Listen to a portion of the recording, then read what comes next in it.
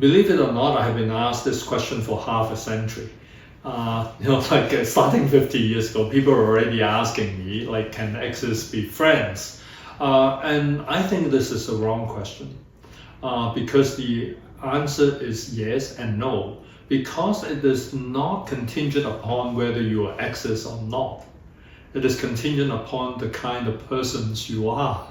So for some people, they're very capable of making the transition from one form of relationship to another. Actually, in the SSLD system, we have a whole set of procedures for you to negotiate transformation of relationship from one type or from one nature to another. So the simple answer is yes, it is doable. But in real life, you find that a lot of people cannot do it, right? So it is not a yes/no answer. I would say a certain percentage of people can do it, and I would say the percentage is small.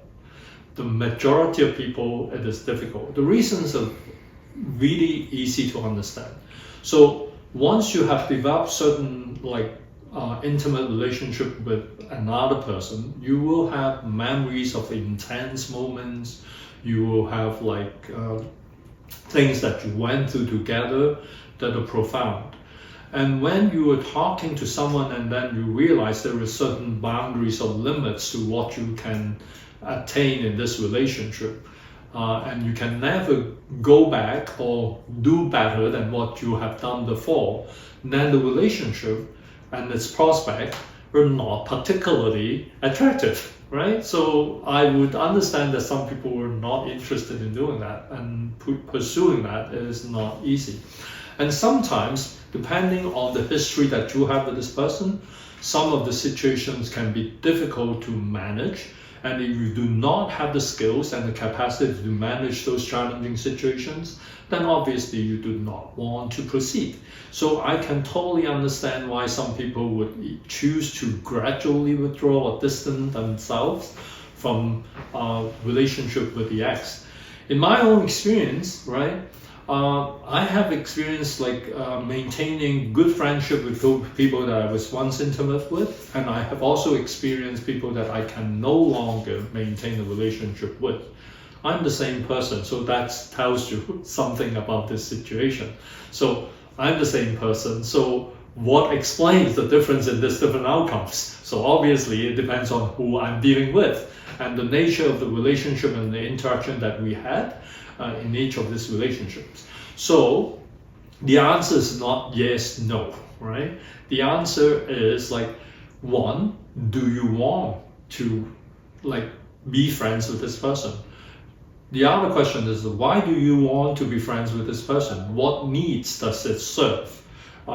In some cases, people just naturally transform into a friendship kind of relationship, which is lovely, which is wonderful. But if you're feeling too much discomfort, you're finding yourself feeling embarrassed, you're feeling anxious and you want to avoid contact, I would say just follow your heart and do what comes natural to you. There's no particular reason why you want to force it. I want to add a caveat to this observation. Some people have made commitments of different kinds while they're in an intimate relationship. And when they break up, that commitment, unfortunately or fortunately, would continue. Let me give you an example. Think of Melinda and Bill Gates Foundation. So they have divorced, right?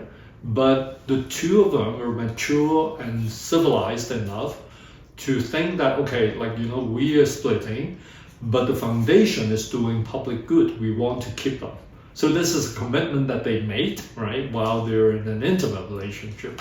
They are now exes, but they want to continue, right, this work. And I think it's a good example.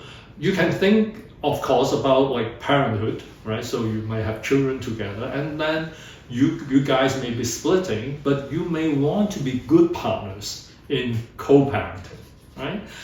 You can also be thinking about running a business, right? Or running a project, or running an international development NGO.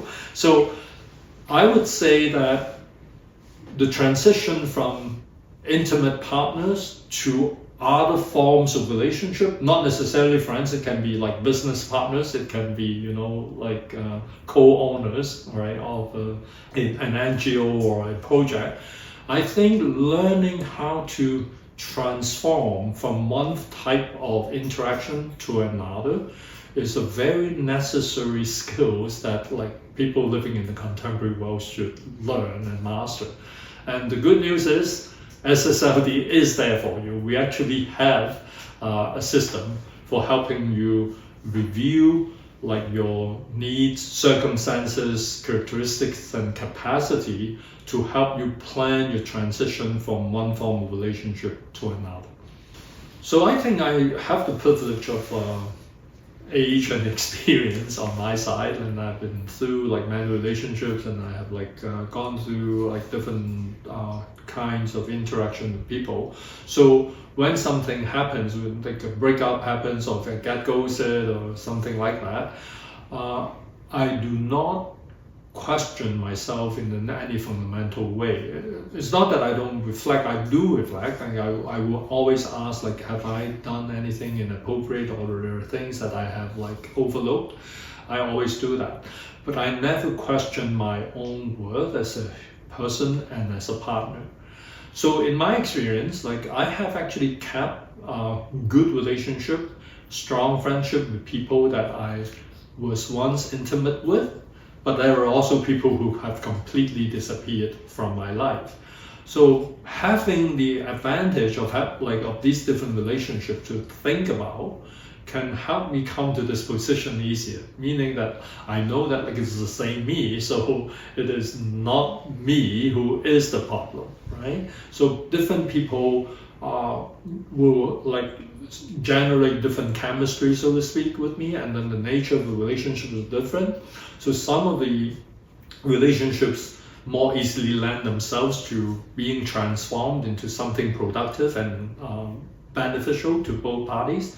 Some people just cannot handle this, and they have chosen to leave or like, you know, cut off. So I think we have to understand that, like as I said right from the beginning, it is not a yes-no categorical situation. A lot of that depends on who we're dealing with, the kind of relationship that we have developed in the past, and our respective capacity to move it forward to the next phase. And it is not a bad thing when someone has disappeared completely from your life, or vice versa, when you have like decided to disappear completely from another person's life. This is not necessarily a bad thing. It has to be assessed in terms of like, what is it doing to the person? In your case, you should be asking, what is it doing to me?